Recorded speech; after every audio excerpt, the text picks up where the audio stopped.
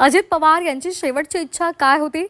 अजित पवार यांच्या मनात काय होतं याची माहिती राष्ट्रवादी शरदचंद्र पवार पक्षाचे प्रवक्ते अंकुश काकडे यांनी व्ही24 तासला दिली आहे.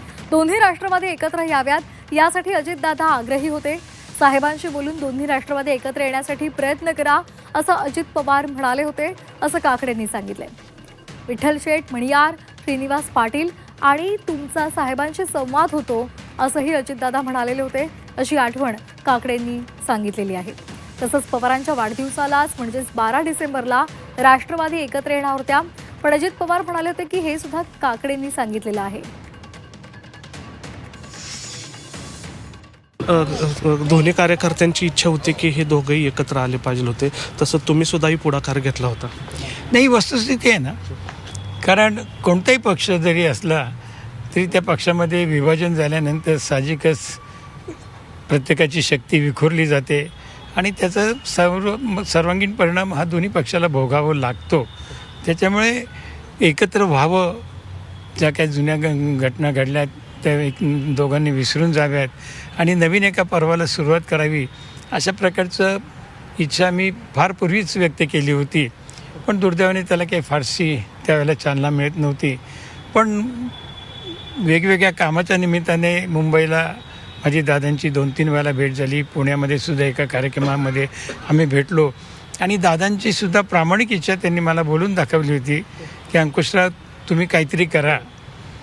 तुम्ही असाल, विठ्ठल मणियार असाल किंवा श्रीनिवास पाटील, तुमचे वारंवार साहेबांशी भेट होते, चर्चा होते. तुम्ही जर का साहेबांशी चर्चा केली तर याच्यातून काहीतरी चांगलं निष्पन्न होईल, आपण एकत्र येऊन काम करू, असे दादांना मला बोलले होते. मी असेल, विठ्ठल शेठ असेल, आम्ही प्रयत्न करण्याचा केला होता. मध्यंतरी एका नगरला कार्यक्रमाला जात असताना मी आणि विजय कोलते दोघेही साहेबांच्या गाडीमध्ये होतो. त्याही वेळेला मी साहेबांच्या कानावरती ही गोष्ट सांगितली. साहेबांनी ते सर्व अगदी गंभीरपणे ऐकून घेतलं होतं. पाहूया म्हणून असं त्यावेळेला त्यांचा सूर होता.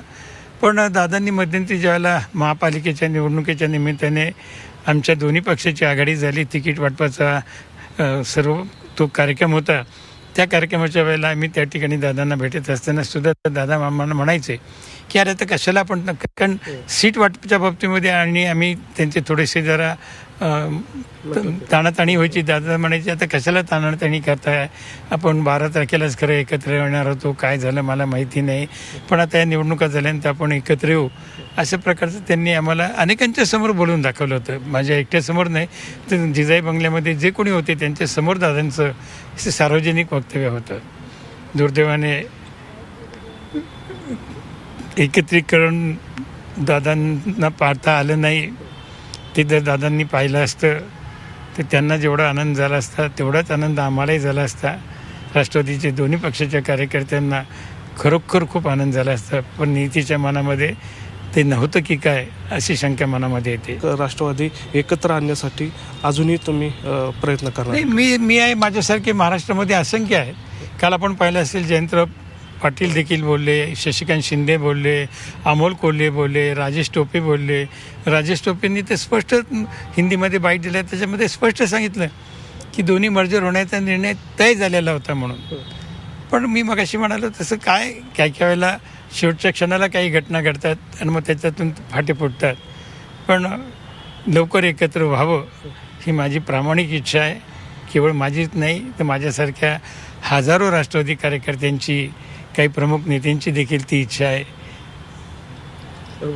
खरं तर दोन्ही राष्ट्रवादी हे एकत्र येणार होते हे निश्चित झालं होतं, मात्र त्याची घोषणा जी आहे ती फक्त राहिली होती आणि तीच अजित पवारांची शेवटची इच्छा होती. मात्र ती घोषणा आता राहिलेली आहे. मात्र अर्थात आता राष्ट्रवादीचे कार्यकर्ते आहेत ते अजित पवारांची जी इच्छा आहे ती सत्यात उतरवण्याचा प्रयत्नसुद्धा करणार आहेत. व्हिडिओ जर्नलिस्ट नितीन सांबरसह निलेश खरमरे, झी मीडिया, पुणे.